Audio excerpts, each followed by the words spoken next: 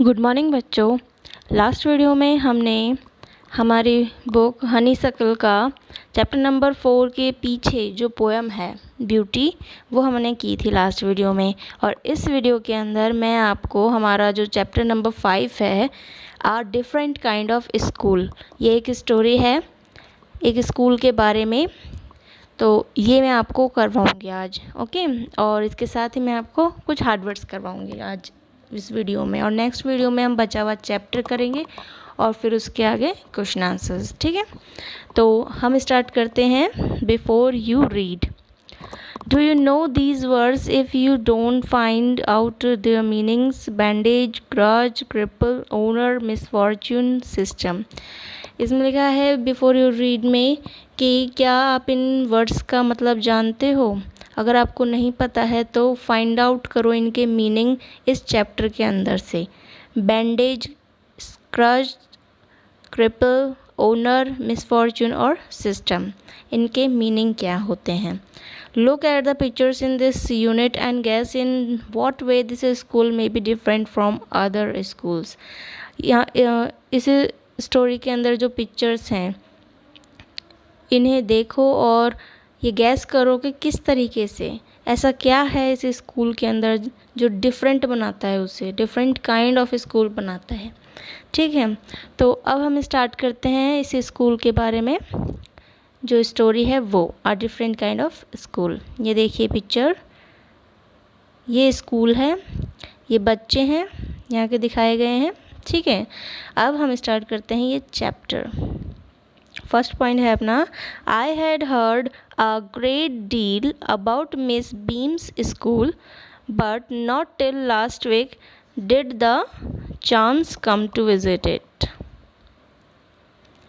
तो ये जो स्टोरी जिन्होंने लिखी है वो अपना एक्सपीरियंस शो कर रहे हैं कि वो जब फर्स्ट टाइम इस स्कूल में गए थे, इस डिफरेंट स्कूल में गए थे, तो उनका क्या एक्सपीरियंस रहा था वो यहाँ इस स्टोरी में उन्होंने शेयर किया है। और वो क्या बताते हैं कि मैंने जो मिस बीम्स का ये स्कूल है, ये स्कूल किसका है? मिस बीम का, मिस बीम्स स्कूल के बारे में मैंने पहले भी बहुत कुछ सुना हुआ है और बहुत सी बातें सुन रखी हैं, लेकिन मुझे वहाँ जाने का मौका कब मिला? लास्ट वीक, मतलब पिछले वीक को मिला। When I arrived there was no one in sight but a girl of about 12। और जब मैं वहाँ पहुँचा तो वहाँ कोई दिखाई नहीं दे रहा था। वहाँ मतलब कोई भी नहीं था, खाली था वह स्कूल। बस एक लड़की थी जो कि कितने साल की थी? 12 ईयर्स ओल्ड की लग रही थी। हर eyes were covered with a bandage, और उसकी आँखों के ऊपर बैंडेज क्या हो गया? पट्टी। तो उसकी आइज़ पर एक बैंडेज बंधी हुई थी, आँखों को कवर करके बांधी हुई थी। And she was being led carefully between the flower beds by a little boy. और उसे एक छोटा लड़का बड़े ध्यान से, जैसे फूलों को अपन लेके जाते हो ना संभाल के, ताकि कहीं वो टूट नहीं जाए या गिर नहीं जाए अपने से, वैसे ही उसको पकड़कर लेके जा रहा था। Who was about 4 years old, जो कि जो बच्चा था, जो लड़का था, लिटिल बॉय था, वो कितने साल का था? लगभग 4 साल का छोटा सा बच्चा लग रहा था। शी स्टॉप्ड, वो रुकी। And it looked like she asked him who had come, वो रुकी अचानक से, और फिर ऐसा लगा कि जैसे कि उस लड़के ने पूछा, वो उससे पूछ रही हो, उस छोटे से बच्चे से पूछ रही हो कि कौन आया है, मतलब इशारों में। He seem to be describing me to her, और फिर वो जो बच्चा है वो उसे उसके बारे में डिस्क्राइब करता है, राइटर के बारे में।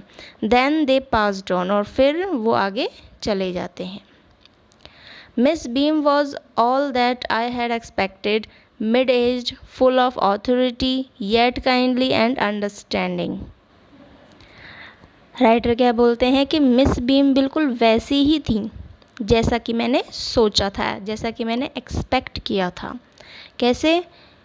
मिडल एज मीन्स उनकी आधी उम्र की, मतलब 40-50 की उम्र की, और फुल ऑफ ऑथोरिटी मतलब रौब झाड़ने वाली या दबाव करने वाली ऐसी जो लेडी होती हैं वैसी, और येट काइंडली, और काइंड भी थी, फिर भी काइंड थी और अंडरस्टैंडिंग पर्सन थी।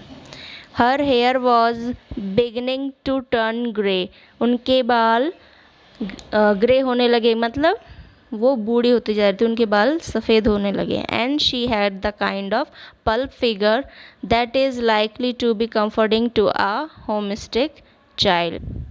और पल्प, उनका जो शरीर था वो कैसा था, कैसा हो गया था, पल्प फिगर हो गया था। मीन्स जो गोल मोल से फैल जाते हैं ना, जो बुढ़ापे के अंदर जैसे चर्बी भर जाती है जैसे, तो उनके शरीर में पूरी तरह से चर्बी भर गई थी और वो पूरी तरह से गोल मोल सी हो गई थी। Likely to be comforting to a homesick child, जो कि होमस्टिक यानी जो उदास होते हैं बच्चे, उनके लिए एक तरह से लुकिंग में होता है ना, कोई क्यूट सा अपन देखते हैं तो उसे देखकर अपना मन, अपना माइंड सही हो जाता है। तो कोई उदास बच्चा हो तो अगर उन्हें देख ले तो कोई भी अपना मूड चेंज हो जाए, और उदास भी हो तो वो खुश हो जाए।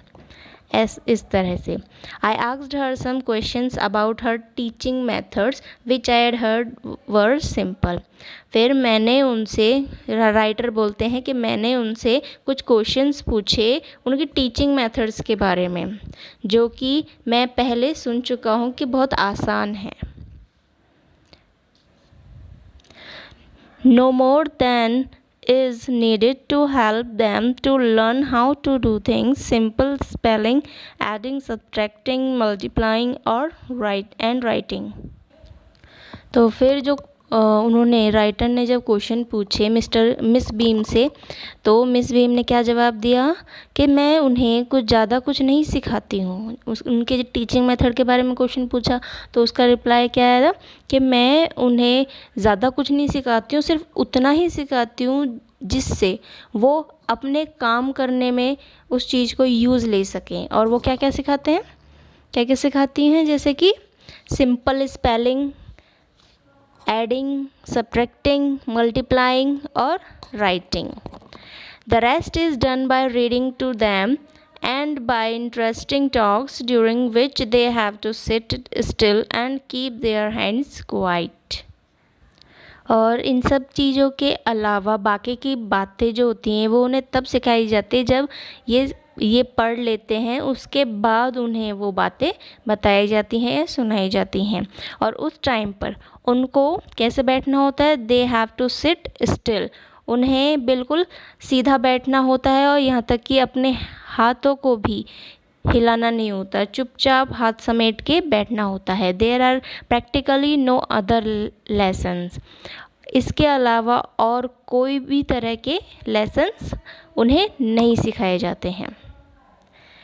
The real aim of this school is not so much to teach thought as to teach thoughtfulness, kindness to others and being responsible citizen। फिर मिस बीम आगे क्या बोलती हैं कि जो रियल एम है इस स्कूल का, जो मकसद है, जो वास्तविक में जो रियल मकसद है इस स्कूल का, वो उन्हें उनकी सोच को नए जो सोच होती है, जैसे मॉडर्न थिंकिंग जिसे कहते हैं अपन, तो नई सोच सिखाना नहीं है, बल्कि उनको थॉटफुलनेस बनाना है। मीन्स हर तरीके से सोच सकें, इस लायक बनाना है। काइंडनेस टू अदर्स, और दूसरों के ऊपर साथ वो काइंड रहें, और बीइंग रिस्पॉन्सिबल सिटीज़न, और एक रिस्पॉन्सिबल नागरिक रहें, सिटीज़न रहें सिटी के, उस जगह के या उस टाउन के। Look out of the window a minute will you, और फिर बाद में वो राइटर को कहती है मिस बीम कि क्या आप 1 मिनट के लिए विंडो के बाहर देख सकते हो। तो फिर I went to the window which overlooked a large garden and a playground at the back। Writer बताते हैं कि जैसे ही उन्होंने बाहर खिड़की के लिए बाहर देखने के लिए कहा मिस बीम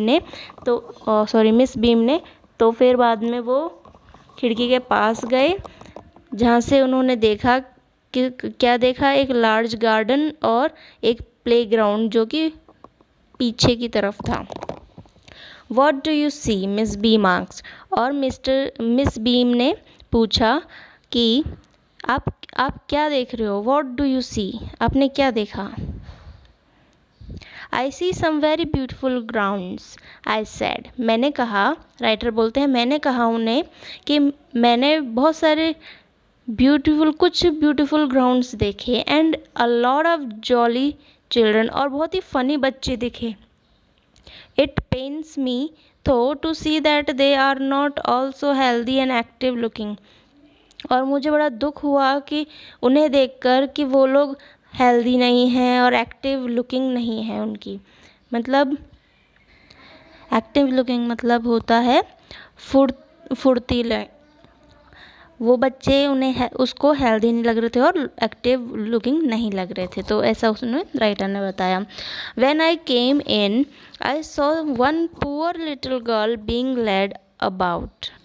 राइटर फिर मिस बीम को क्या बताते हैं कि मैं जब आया था, जब मैंने यहाँ पे एंट्री की थी स्कूल के अंदर, तब मैंने एक पुअर लिटिल गर्ल देखी थी, एक गरीब छोटी सी लड़की देखी थी, जिसे एक लड़का घुमा रहा था, जिसके साथ वो घूम रही थी। She has some trouble with her eyes, उसकी आँखों में कुछ प्रॉब्लम थी शायद। Now I can see two more with the same difficulty, और अब मैंने दो जने बिल्कुल ऐसी ही डिफ़िकल्टी के साथ दो बच्चे और देखे। And there's a girl with a crutch watching the others at play, और वहीं पर ही एक ऐसी लड़की थी जो कि अपनी जो क्रच होता है, जो स्टिक होती है, उसके सहारे बैठकर, उसके सहारे जो खड़ी होकर जो बच्चे खेल रहे थे, जो दूसरे बच्चे खेल रहे थे, उनको देख रही थी। She seems to be a hopeless cripple, वो एक क्रिपल यानी होता है लंगड़ा या लंगड़ी कह सकते हैं आप। तो वो लड़की होपलेस क्रिपल दिखाई दे रही थी, मतलब जिसके बहुत ही दुखी और लंगड़ी थी, विकलांग थी, वो वैसी दिखाई दे रही थी, ऐसा राइटर ने मिस बीम को बताया। 8th पॉइंट देखिए, miss beam laughed, miss beam ये सुनकर हंसने लग गई। ओ नो शी सेड, और उन्होंने क्या कहा कि ऐसा नहीं है। शी इज़ नॉट रियली लेम, कि वो वास्तव में नहीं है, वो वास्तव में लंगड़ी नहीं है। This is only her lame day, ये तो बस आज उसका लंगड़े होने का दिन है। The others are not blind other, और बाकी के जो अंधे आपको लग रहे हैं वो वास्तव में अंधे नहीं हैं। The others are not blind other, it is only their blind day, और सिर्फ ये उनका अंधा बनने का दिन है। I must have looked very surprised for she laughed again. Writer बताते हैं कि जैसे ही उन्होंने ये बताया ना, तो मैं उनकी तरफ बिल्कुल सरप्राइज्ड होके उनकी तरफ जब देखने लगा, तो वो मुझे देखकर, मेरे सरप्राइज्ड फेस देखकर और तेज हंसने लग गई। 9th पॉइंट देखिए, this is a very important part of our system. फिर वो क्या बताती हैं मिस बीम कि ये जो कुछ भी आप देख रहे हो, ये हमारे स्कूल का एक इम्पॉर्टेंट, हमारे सिस्टम का एक इम्पॉर्टेंट पार्ट है। To make our children appreciate and understand misfortune, we make them share in misfortune to.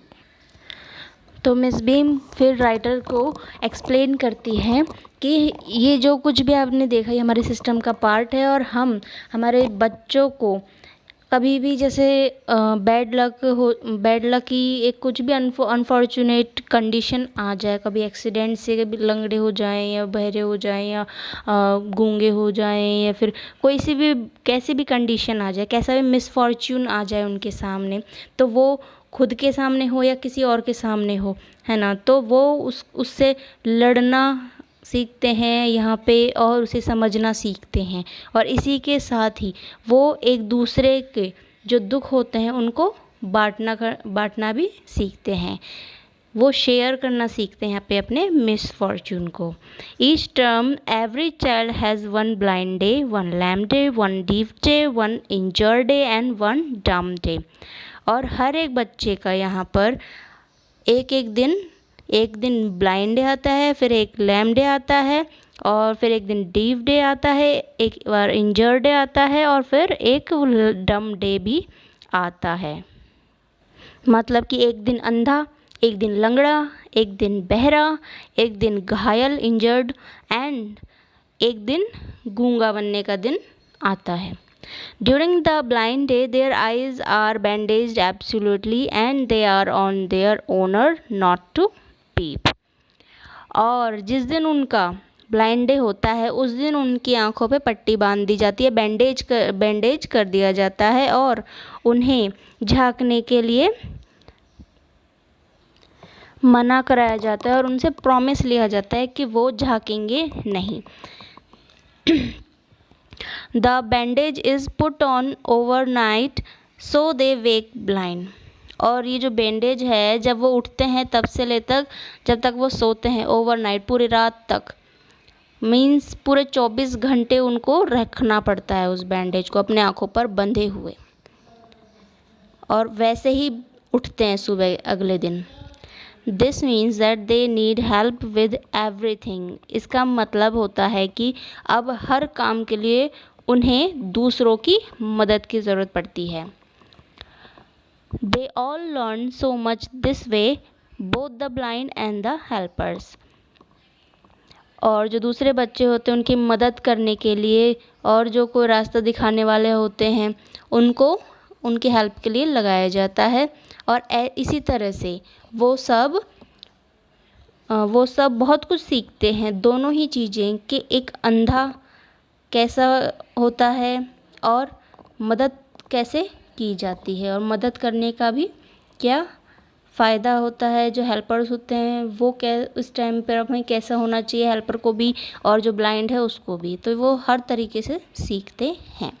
ठीक है, तो बच्चों मैं यहाँ अपन ने 9th पॉइंट तक कर लिया है, तो मैं आपको यहीं तक पढ़ाऊँगी। उसके आगे हम करते हैं कुछ हार्ड वर्ड्स, है ना। इस चैप्टर के मैं आपको हार्ड वर्ड्स करवा देती हूँ, और फिर हम नेक्स्ट वीडियो के अंदर 10th पॉइंट से, हमने 9th पॉइंट कर लिया है, 10th पॉइंट से ले तक पूरा चैप्टर कंप्लीट कर लेंगे। ठीक है, तो अब मैं आपको करवाती हूँ कुछ हार्ड वर्ड्स।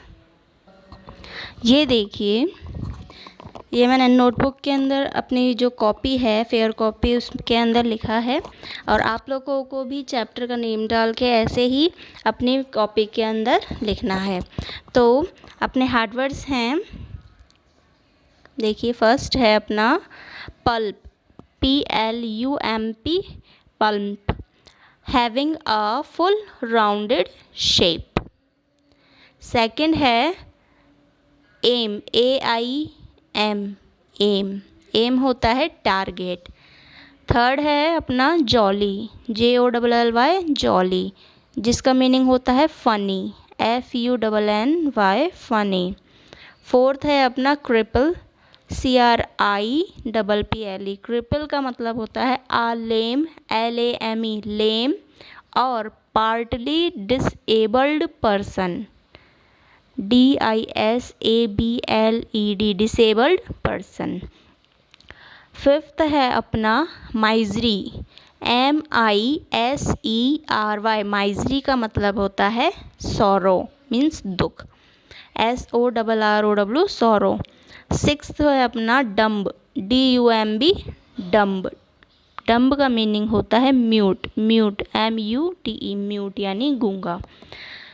सेवेंथ है अपना ऑफुल, AWFUL, ऑफुल, ऑफुल का मीनिंग होता है अनप्लीजेंट, UNPLEASENT, अनप्लीजेंट।